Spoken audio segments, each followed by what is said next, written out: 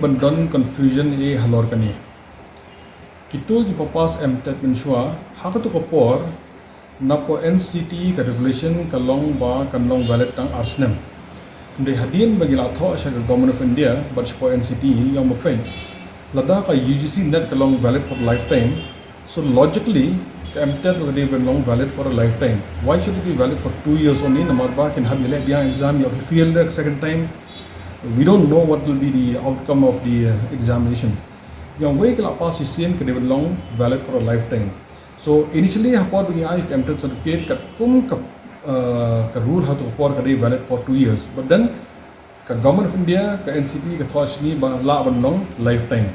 Nak tahu ni permi sakoi ka notification hadian bakti bla pass Mtet berkhoi ka certificate kan long valid for a lifetime.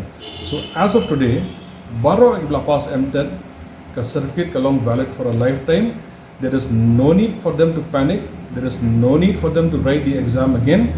So they can apply for any interview later on in any government aided institution or government institution with that old Mtet certificate. Shai kadai ka exam manjina ek Mtet LP kadai min step upper primary kadai janmian hoy tamaki bala pass kimdan kamalin yele issue. There is no requirement or kitu bala pass net sisin kim juli yele issue they get that second time la pass kamar along valid forever. Bagi part 1 man approach support DRT lada ki thora ka stage for DRT can reissue the certificate with my. Please tell them not to panic and not to be afraid of. I'm speaking with full authority about long valid for a lifetime.